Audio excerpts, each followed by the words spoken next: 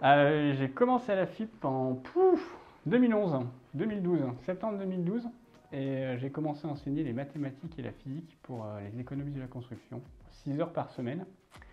Et puis de fil en aiguille, j'ai fait un peu plus de filières et je suis passé responsable pédagogique 4 ou 5 ans après sur le pôle génie civil, où à l'époque on avait 4 classes. Et en 2020, j'ai pris le poste de directeur pédagogique. Monsieur Carré m'a proposé ce poste que j'ai accepté, évidemment.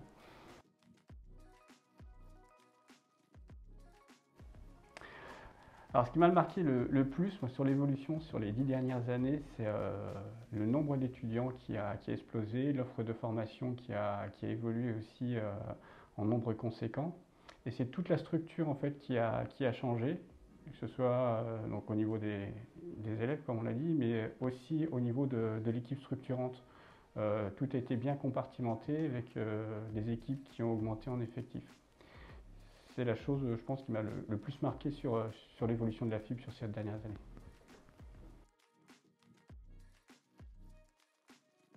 Alors, mes missions en tant que directeur pédagogique, ça va se compartimenter en différents systèmes. Donc, il va y avoir toute une partie qui va être recherche et développement. Quelle filière on va mettre en place, de quelle manière, quelle école partenaire on va aller chercher. Ça va être ensuite la mise en place de ces formations, programmes pédagogiques à construire, les enseignants à recruter avec service RH, la mise en place des examens, de quelle manière ça va se passer, toutes les volumétries de cours, savoir si la formation va bien se passer, donc tout le suivi aussi qu'on va avoir avec les enseignants et les responsables pédagogiques pour le suivi de la formation. Donc ça va être un premier gros bloc. Ensuite, deuxième partie du métier, c'est tout ce qui est examen. Donc ça va être les examens en CCF au sein de l'établissement, ça va être aussi des examens ponctuels en lien avec le rectorat, les examens sur les titres professionnels en lien avec l'adresse, et puis une troisième partie qui va être la gestion avec l'extérieur, donc le lien avec les écoles partenaires, comment on travaille avec elles, ou bien avec le rectorat pour la mise en place des examens. Donc ça, c'est les trois gros blocs. Et ensuite, en fil rouge, on a la gestion quotidienne des étudiants, des enseignants, et puis les notions de qualité aussi qui vont venir s'alimenter au fur et à mesure de nos missions.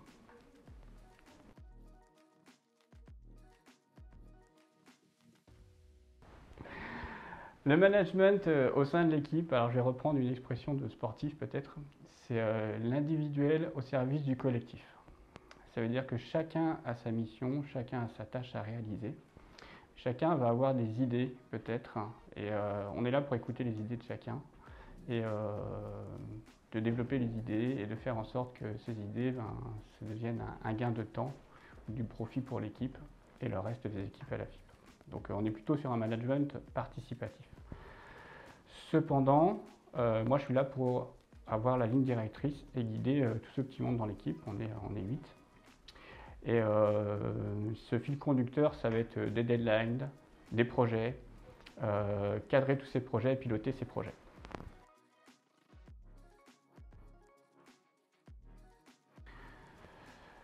Le but, c'est de les responsabiliser et de leur montrer qu'ils sont rentrés dans le monde du supérieur. Alors pour cela, on les accompagne aussi avec des formateurs qui sont professionnels. Donc beaucoup d'intervenants au sein de la FIP ont leur propre structure ou ont eu leur propre structure.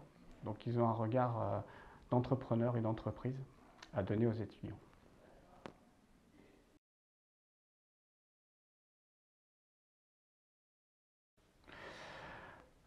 Alors dans un premier temps, à court terme, le déménagement au mois de septembre, c'est le grand chantier, le grand virage pour la rentrée 2023, avec 4 étages de bâtiment, une nouvelle structure, des salles beaucoup plus grandes, une façon de travailler qui va être peut-être différente, même si on s'y habitue là progressivement, mais ça va être d'autres choses à mettre en place et à coordonner. Pour le moyen et le long terme, c'est surfer sur ce nouveau bâtiment et aller chercher des laboratoires pédagogiques, c'est-à-dire des moyens pour faire évoluer les élèves dans un monde professionnel, mais au sein de la FIP. Ce n'est pas un TP au sens du terme travaux pratiques d'enseignement qu'on pourrait faire au lycée ou même à la fac, où on est sur un TP et on travaille sur un domaine, mais en fait on n'a pas les interactions qui est autour. Là, le but, c'est de créer vraiment un laboratoire où les différents secteurs vont pouvoir travailler ensemble comme s'ils étaient dans une même entreprise. Ça veut dire que le TP de génie civil, il va avoir un petit peu de lien aussi avec la comptabilité, les ressources humaines, des clients, des fournisseurs. Et le but, à moyen et long terme, c'est de travailler sur ces laboratoires pédagogiques où l'étudiant sera en totale immersion au sein de la FIP.